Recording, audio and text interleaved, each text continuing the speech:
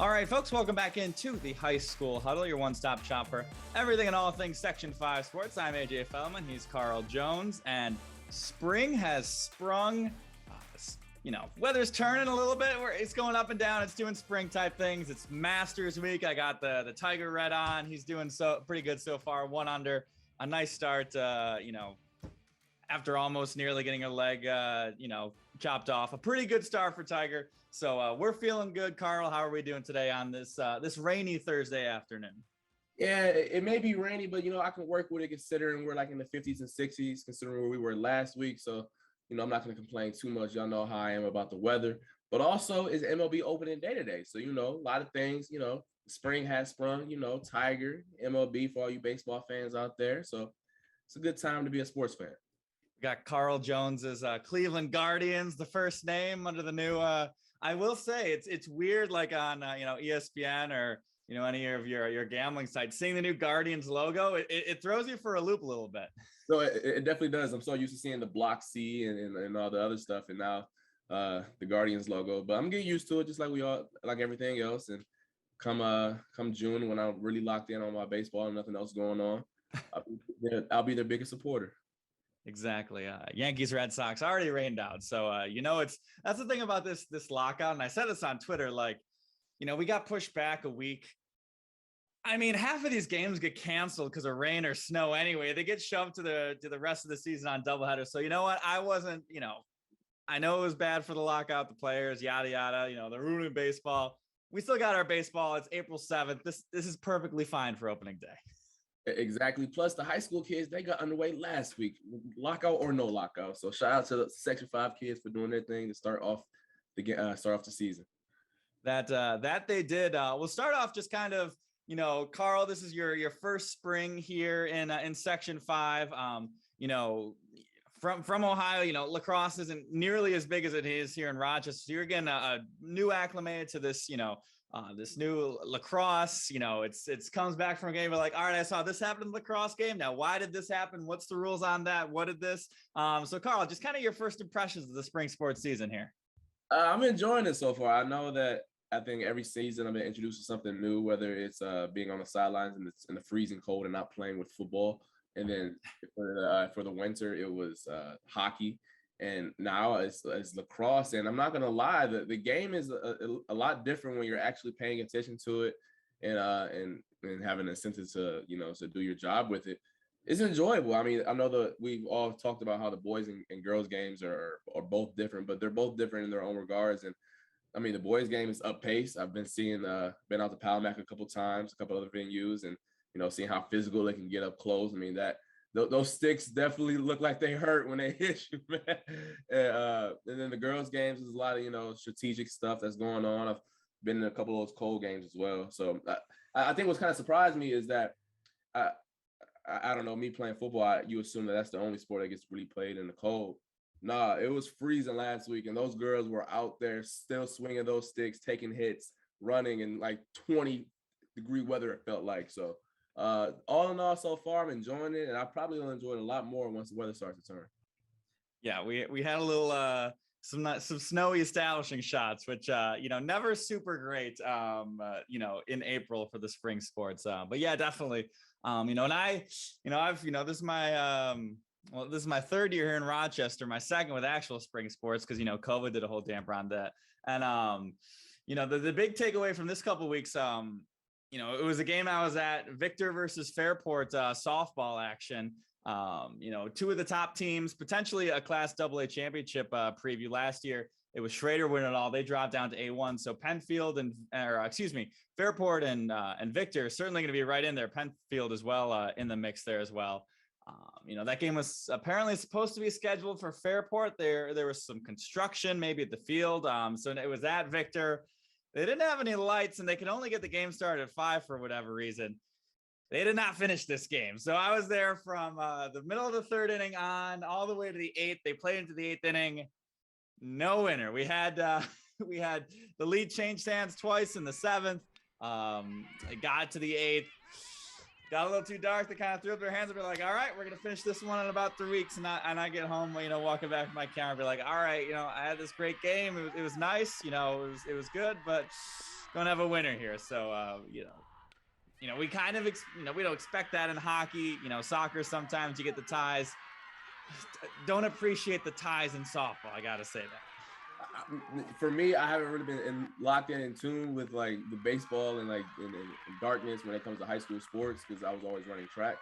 But that's actually interesting, and that really sucks for you considering all the time that you were there, and then now you got to go back and try to make a highlight out of a tie. So yeah, it was a lot better when I was umpiring back in Little League days, and darkness meant I got to go home and still get paid for the same amount. That was fine. I enjoyed that. But the game itself was good.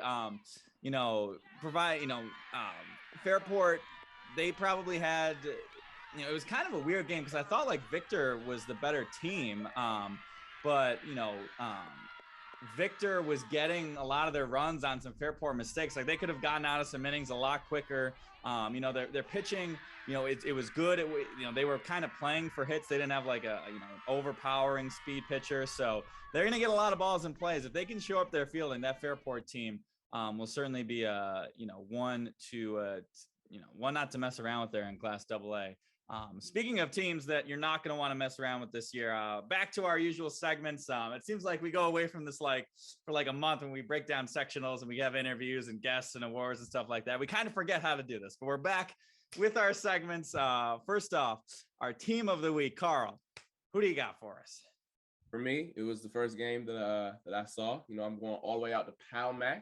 Shout out to the Red Raiders. They're a team that's really impressed me so far. They're in Class C this year after coming up short in the Class D title game last year. The 2-0 to start this year, so clearly they got some motivation from last year, starting off on the right foot. First game against Churchville Chi-Li, they dominated the first half. They led 7-2 and ended up winning that one 10-6. And then their next game against Livonia Avon, who I believe also was a runner-up in last year's sectional title game as well, was a great game. Actually, it's funny. I was texting AJ. They led 5-1 at the half. And then they led 7-4 going into the fourth. And I'm like, all right, I'm about to leave. Like, I got another game to get to. And then as soon as I send the text, Livonia Avon scores a goal. I'm like, you know what? I doubt they come back, but let me stay for a little bit. Livonia Avon ties the game up at 7. I'm like, oh, okay, this could be a nice little highlight. And then literally like 20 seconds later, Palmac scores the game winner. They're a very skilled team for what I can tell so far. They have 3 guys who have stood out from the rest of the team so far: Nolan Quinn, Damian Knack, and then Keegan Holstry. Those 3 guys right there lead the team in goals. They're a team that's clearly done their part so far and dominated. And I gotta give my kudos to what I see so far. So the Palmac Red Raiders are my team of the week.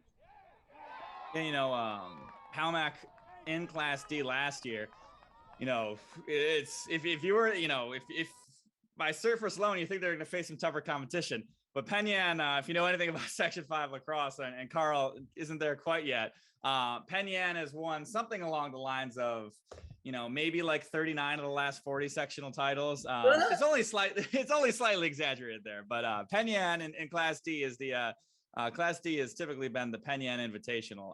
So that Class C bracket is going to be really fun this year. You've got HFL, you've got Palmac, Livonia Avon going down to D. Actually, I think Livonia Avon was in that Class C championship game. So they're going to have to potentially be the ones to fight off the Mustangs for Penyan. But a good start from Palmac. We'll see how they continue the rest of the season. My team of the week is also in boys lacrosse, a team that should be no surprise. I mean, I might regret picking this team so early because they're going to be in contention all throughout. But by far, this was the team that was the strongest that I've seen and really impressed me was the Webster Thomas boys lacrosse team. They are currently ranked 20th in the country, which is not super rare for this area. Typically our best team, can get in, the low end of the top 25. So certainly not a big surprise that we've got a team ranked there. But what I saw them do against Penfield, it was Tuesday nights. They were down early in that game. They were down 4 at the half. They were down 4 midway through the third quarter. And then Thomas just, they kind of decided to stop playing around. They turned on the gas and they went off.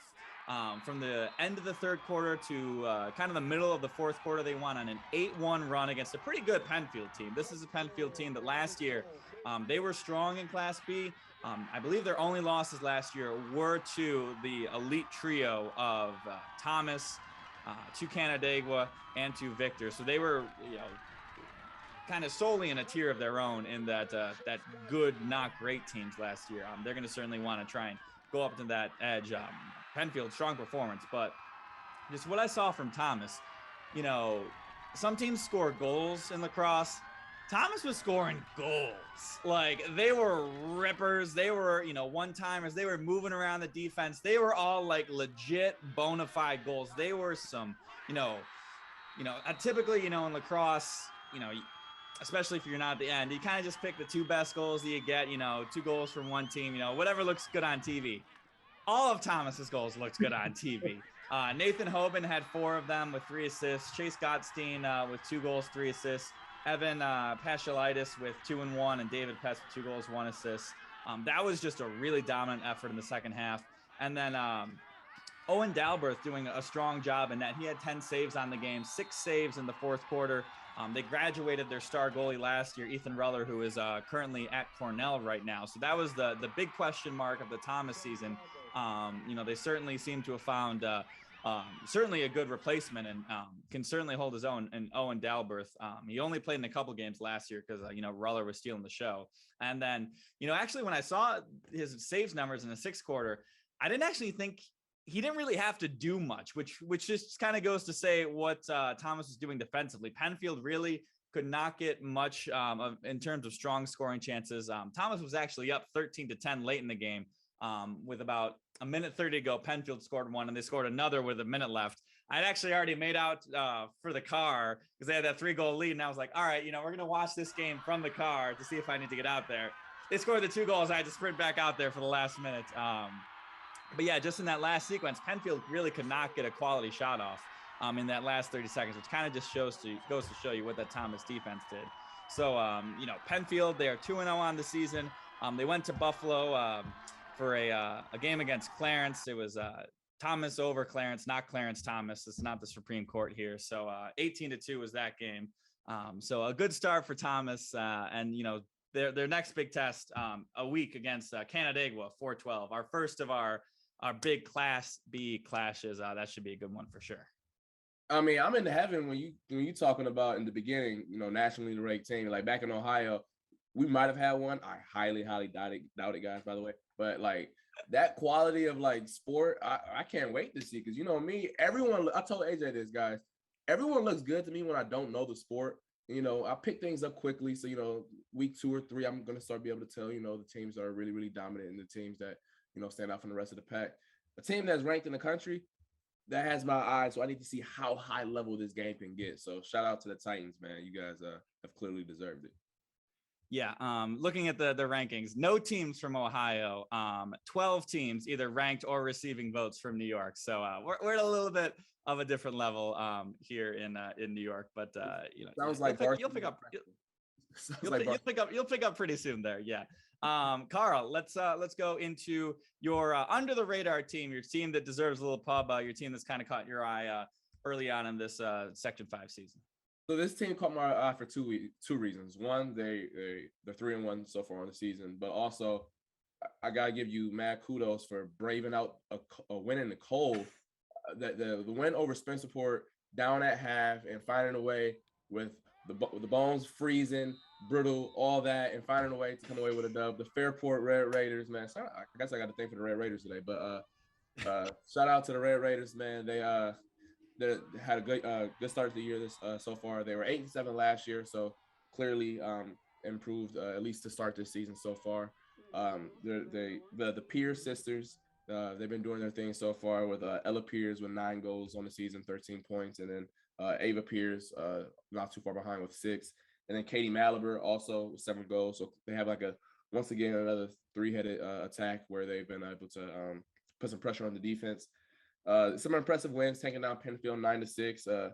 It was funny because I recognized a lot of the Penfield girls because of the previous sports, and that's when they really caught my eye. Like, oh, this team is pretty legit. They slipped up to Victor, but I mean, as we all know, Victor's pretty darn good at lacrosse. And then I just saw Victor last night. They are good. They're good again. They're going to be good this year as well. We can get to them later. Yeah, they're pretty darn good at lacrosse. There's no shame in that. But then they bounce back with obviously the cold game over Spencerport in the snow as well. No small feat on the road, and then convincingly took down Schroeder the game after that. It's clearly a team that's 8-7 last year, so they're a little sliding under the radar to someone in that extent, and got in the lab and improved, and we'll see how far those improvements can take them this year. Yeah, in Class A and girls lacrosse, it was kind of the same thing last year with the boys side. Both classes. Class B was actually the stronger one. You had Thomas and Canandaigua, or not Thomas and Canandaigua, Victor and Canandaigua. And then in Class A, it was kind of really up in the air between, Pittsford and Rush Henrietta. They ended up being the championship game. I think Penfield was actually in Class B, but Fairport in that Class A, they could potentially make a run. They beat Penfield, like you said, a team that they lost to last year. That Spencerport team is also going to be pretty good this year. So certainly a strong start for the Red Raiders. We'll see how that Class A standing shakes out. I have not been able to see Rush Henrietta. They've been doing some good things so far this season as well. So that'll be another team to keep an eye on as well. For my little under the radar team, maybe not under the radar because this is a team that was in the sectional championship game last year, but a team that deserves some pub for what they did earlier this Monday is the Pittsburgh Sutherland softball team. They went into at HFL, the team they played in that sectional championship game last year. It was a heartbreaker. They were up 4-1 heading into the 7th inning. They had an error to get their first run across. They had another one to let the other, or not another run, but an RBI single to score the other run. And then they got another RBI single and an error to score the 4th. And that's how, you give up 4 runs, you lose a sectional title game. A heartbreaking loss for them in that game last year. But they certainly had some revenge on their minds. They went into HFL. They got a 6-1 win. They're starting off the season 3-0 right now. HFL, the back-to-back sectional champs. Getting it done for them. Petra Hunt, she went 3 for 3 in that game. And, it's easy to say, oh, she had revenge on her minds. She wasn't on that team last year because she was in elementary school last year because Petra Hunt is a 7th grader. She went 3 for 3 with a triple. She actually started their game yesterday. I believe they played Athena, I think it was. She had 8 Ks in the circle for them. So Petra Hunt is certainly a name we need to watch as a 7th grader doing her thing. Maddie Ward looks to be their top pitcher this year. She had 7 Ks in that game against HFL. So a good start for Pittsburgh Sutherland. Yesterday it was against Greece, the A-0-0 team of Athena Olympiadis. Yeah. So 3-0 to start for Sutherland. They've got a good test coming up on the 12th, Tuesday, the 12th against Brighton, a team that just took down Victor. So Brighton is another really strong foe. They're going to get tested well. But yeah, a good start for Pittsburgh Sutherland coming off of a heartbreaking loss last year. See, once again, me being from Ohio, I got to put things into perspective a little bit. In Ohio, you're not allowed to play high school sports until you are in high school. So in 9th grade, when you're talking about a 7th grader, 12, 13-year-old doing her thing like that. Yeah, we're going to put a sticky note up on the bulletin board, be like Petra Hunt, 7th grade, as potential story ideas for the next coming week. So we will keep an eye on you, Petra. You might be your AD or Scott Barker, your head coach, might be getting an email sometime soon from us if things continue along this road. For sure. That's impressive to say the least. Yeah, and with that out of the way, we are now going to our games of the week. It's been a while since we did the game of the week. To be honest, I kind of forgot that we did a game of the week until Carl texted me like, yo, what's your game of the week going to be? I'm like, oh man, we do that. It's been a while. But we do have our games of the week. We got some great games of the week. I certainly have a great one. Carl does as well. Carl, your game of the week. It's a sport for me. I actually did cover some Churchville Child Life baseball the other day. Shout out to them taking down Brighton. But for me, it's going to be, teams that are, maybe to bounce back and redeem off of last year's, shortcomings a little bit. We got Sutherland up against Athena tomorrow. I don't want to say tomorrow, Friday at 5 p.m. because you don't know when these listeners are going to watch the episode. But both teams are 3-0 at the moment right now. And both teams have had a successful year last year. Sutherland with a 12-4 record, and Athena 14-4. Sutherland was upset early on in the season last year in the sectional I believe quarterfinals, yes, by Spencerport, and Spencerport was a 13 seed. Sutherland was a 4, so they clearly. I'm hoping that all off season, that a lot of the meetings, a lot of the workouts were centered around the fact that we gotta go further than what we did last year. And then Athena came up short in their title game last year. So clearly you got two teams with, the redeem mindset on them and, keep going forward. So they get to meet up tomorrow and see what the same minded interests get to clash a little bit, and we'll see who comes out on top. But that's a game that I definitely have my eye on. Yeah, Athena last year, they suffered a tough loss in that championship game. They suffered a big loss to graduation. Casey Salke going to Virginia right now. He is getting it done for the Cavaliers. I believe he's hitting over 400 right now for them. He is just off to a tear in his freshman season. So, they're certainly proving that they can get it done without him at this point. He was the Gatorade Player of the Year last year. So, a big loss for them, but certainly doesn't seem to be missing out too much for the Trojans so far early in the season. I'm going to stay on the baseball diamond as well for my game of the week. Schroeder versus Hilton, a game that is a rematch of last year's, potentially the game of the baseball playoffs last year. They played in the semifinals of the Class AA bracket. That game went 13 innings. I was there for almost all of them. 13 innings. And if you're not aware, folks at home, they're supposed to play 7 in high school baseball. So they almost played 2 of those games. I was out there for a long time. There's a whole story. The camera didn't work super great. My battery died. I had to shoot the winning run on my phone. I sprinted in my car a mile back and forth. It was an ordeal. And if anybody's ever been out to Schroeder's baseball diamond, it's about as physically far away from the parking lot as physically possible. So that was an ordeal for me last year. I was actually at Schroeder earlier this year. That game also went to extra innings, 8, luckily. But that was a nice win for Schroeder. I'm touching on that a little bit. They beat Irondequoit 5-4. They were down 2 heading into the 7th. Peyton Sanfilippo decided that we should not go home just quite yet. He had a 2-run homer. And then in the bottom of the 8th, it was Jack Cannon with an RBI triple to lead off the inning, and then Luke Pagano with the RBI to send him home and get the win. Hilton is 3-0 to start the season. Schroeder is 2-1, and Hilton has certainly a strong argument for the best duo in Section 5 baseball this year with Carter Clark and Preston Prince. Preston Prince going to those guys sound familiar. They might be playing a little basketball as well. As Carl got out there and he knows well, Preston Prince going off to Niagara. Carter Clark, he was the workhorse last year for them in that 13-inning game. I think he pitched like 7 innings in relief. He pitched like a full game. That should be a great matchup. I'm sure they certainly remember that game, and I think they both want to end it a little bit earlier than they did last time. Yeah, I just want to talk about Preston Prince and Carter Clark. Shout out to y'all boys. It was fun talking to y'all. Y'all good people. But game of the week. See what y'all can do in the round 2, I guess you could say. And please keep it, in regulation this time, please. I think that game counted for rounds 1 and round 2. So we're now into round 3, just in that 2-game stretch. They probably played early in the season as well. But that'll be on Monday, the 11th. So that'll be a good game as well. A lot of early good baseball games. We got a lot of strong teams this year. It'll be it'll be fun for us to finally be able to get out there.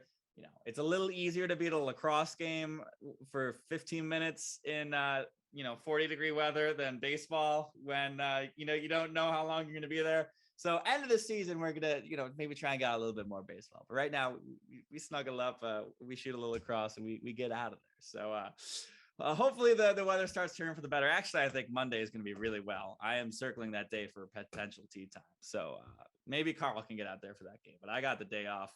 I might be hitting the links that day, but we shall see as well. Carl, you got anything any final words for us here before we take out of here? No final thoughts. Just I hope that it's gonna be a fun spring, and hopefully it's as entertaining as the fall and winter sports were. Exactly. Our first spring season show is in the books. We'll be back next week once again. You can listen to us on Spotify and Apple Podcasts. our YouTube page, and RochesterFirst.com. Plenty of ways to listen to the High School Huddle, which it is now time to break. For Carl Jones, I am AJ Feldman. Thank you very much for watching and listening. We will see you next time.